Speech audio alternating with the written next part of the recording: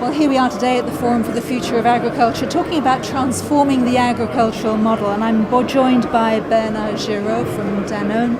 Now, I know that you're about sustainability and shared value creation, Bernard. I wonder, just to get a sense, first of all, of what you've heard so far this morning. We've had Achim Steiner speaking, saying change needs to happen now. We've had an address from Ban Ki-moon talking about interdependence and how we all need to contribute to those sustainable development goals.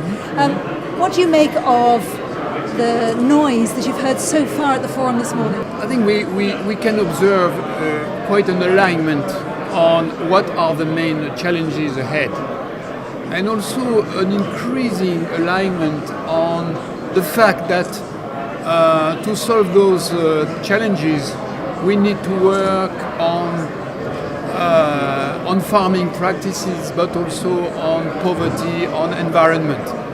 So this concept of having a comprehensive approach to agriculture is, I would say, more and more shared, not only by the government, but also by the private sector and farmers' organization. The difficulty now is how to move in this direction, but at least there is a very strong understanding that we need to produce more efficiently with limited resources, and farmers are the key actors of the change. What is your take then on moving towards solutions? Because of course there will be lots of views, and whilst we agree on the problems, we might not all agree on the solutions. So from your perspective, where are your energies focused?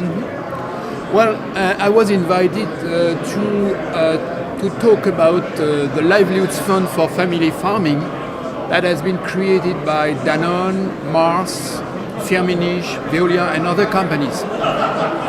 This fund is about empowering smallholder farmers to enhance their productivity, but also develop sustainable models. So we are working in Africa, in Asia, in Latin America, and I will specially share the example of a dairy project that we have in Kenya with 30,000 smallholders. And through this example, it's about how we can join forces between public sector, governments, private entities, and farmers' organizations and NGOs when it is necessary to do so, to develop something which is quite efficient in the longer term, not just short term. I know you have an interest in looking at the family farm focus. Of course, there are many good practices going on in terms of sustainability, but linking those ideas into the wider framework, and here we are today where agriculture meets environment, that is a very big ask, isn't it? How do your activities really feed into that? Well, there is a direct connection between poor farming practices, for example, and deforestation or soil degradation. There is a link between the scarcity of water and the fact that we don't have milk at the dry season in Africa.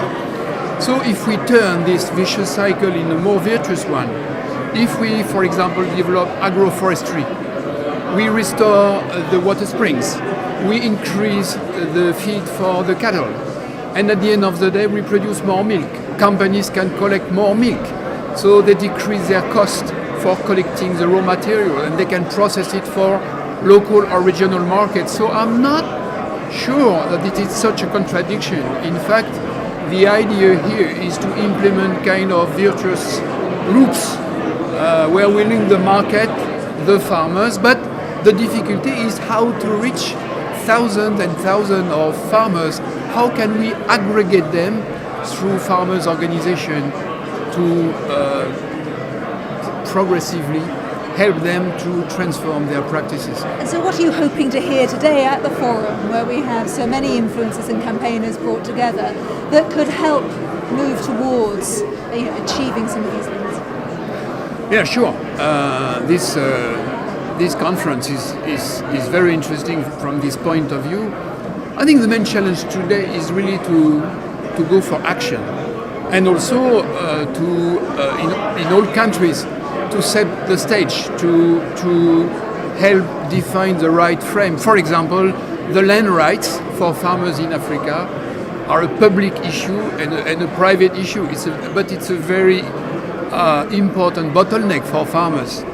How can they invest if they have no certainties, no visibility on their future, for example, regarding land rights? But we could mention other types of challenges, such as access to market. How can we organize the access to market? Investment. How can we invest in small farms? Investment is made to invest in factories, in big things, in equity, but not smallholder farmers. How can we invent investment models that are adapted to smallholders and make them entrepreneurs of their change? We've run out of time. Very much hope you enjoy the conference today and the session this afternoon. Thank you very much.